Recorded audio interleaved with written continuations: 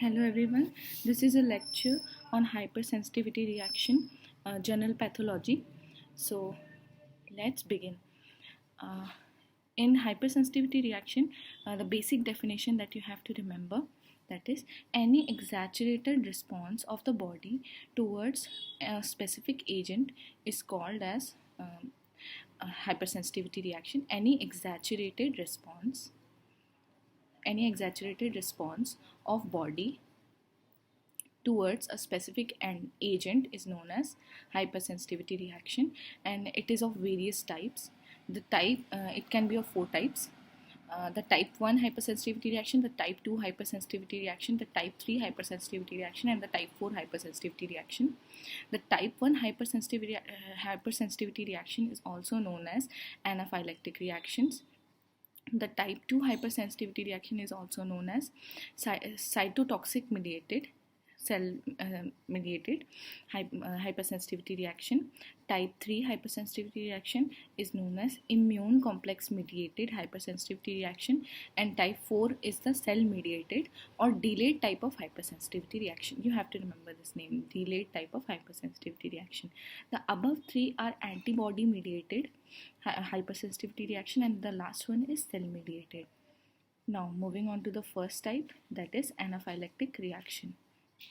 The first of all, the examples: it can be of any kind of allergies. Anaphylactic reaction is sort of activated through allergies. It can be a food allergy, a pollen allergy, allergic dermatitis, allergic rhinitis.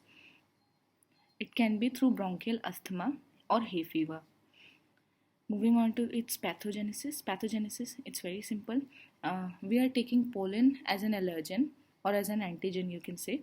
So we take the pollen as an antigen, and when it lands on the mucous surface of the mucous lining, it leads to the activation of APC, that is antigen presenting cells. The antigen presenting cells gets activated. That leads the antigen to be presented to the T cells, T helper cells majorly, because they are the CD4 type of cells. Now, activation of especially the Th2 type cells, the T helper cells type 2 are mostly activated. Next, there is increase in production of immunoglobulin E. Immunoglobulin E is IgE is antibody is been produced in high amount. Actually, IgE is increased in production during any kind of allergies, as we all know. We have read it in class 9th or 10th. So and also because of the activation of T helper cells, the IgE type of antibodies are being produced. Now, IgE antibodies actually activates the receptors of the mast cells, and the mast cells finally leads to the two kinds of thing is to first the degranulation. The mast cells actually contains the preformed granules that can be perforins or granzymes. So these are being released because they are preformed, so they are degranulized from the mast cells initially. Later on, it also releases the prostaglandins and the leukotrienes to kill the bacteria, to kill the cells, the pollens, the antigens. Okay, now moving on to the next part. Type 2 type of hypersensitivity reaction. Type 2 type of hypersensitivity reaction is also known as cytotoxic cell mediated reaction, cytotoxic mediated reaction, you can also say. In this, the antibodies are fixed in a position. That is why they are cytotoxic mediated. Majorly, you have to remember the examples. Again, for the examples, I made a mnemonic. My blood group is Rh positive. It doesn't matter if it's negative or not, just remember if it's positive. Okay, so from my, it is myasthenia gravis. From blood, we can actually remember all the blood transfusion reactions in this. Type 2 hypersensitivity reaction is kind of important, so you have to make it sure. So let's moving on to group is for G is for Goodpasture syndrome or Graves disease. We all know this, Graves disease. Moving on, it is for autoimmune hemolytic anemia, AIAH.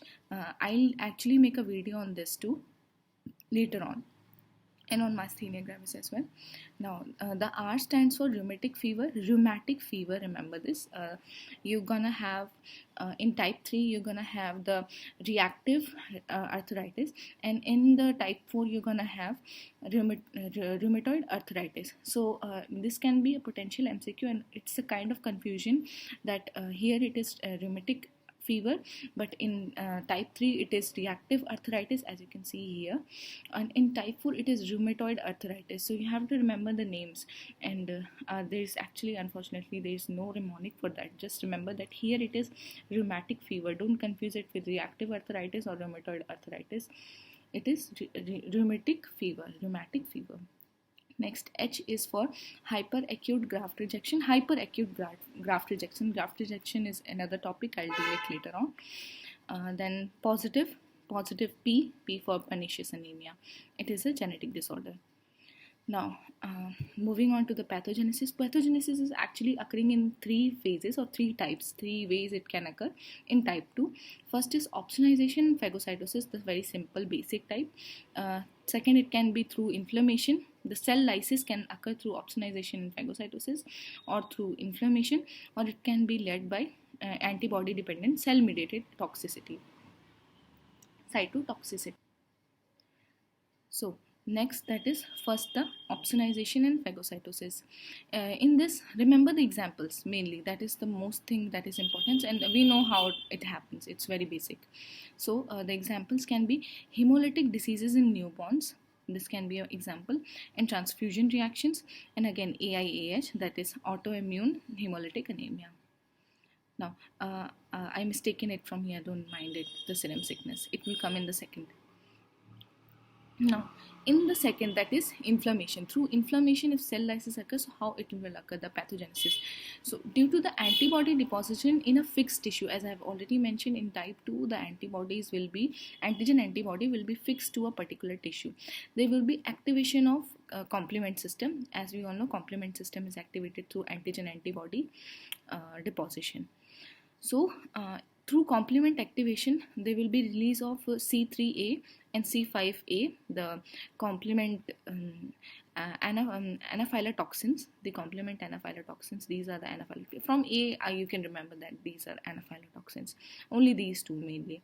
There is C4A2 can be considered here, but majorly these two are being considered. Now, moving on, there will be activation of neutrophils. Okay, again, this is anaphylactic reaction, and it is an acute type of inflammation. This inflammation is occurring acute, and whenever I already mentioned, whenever you hear acute, you should actually go for neutrophils. Then there is release of enzymes. Through neutrophils, there will be release of enzymes. There will be tissue injury. Simple, just like that. Just remember 3 G's or G cube.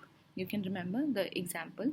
This is Goodpasture's disease, the glomerulonephritis, and graft rejection, the hyperacute type graft rejection. These 3, the Goodpasture, don't, and also remember the Graves' disease isn't counted in here. Okay, so the Goodpasture's disease, glomerulonephritis, and graft rejection, hyperacute type. Now, moving on to the next slide.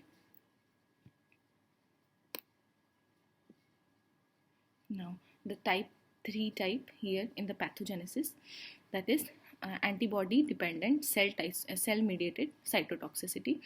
It is also called as the type 5 type of hypersensitivity reaction. Also remember this. Okay, this is type 5 of hypersensitivity reaction. This cannot be actually considered in type 2 because there is cell mediated cytotoxicity. So here somewhere the antibody aren't involved, and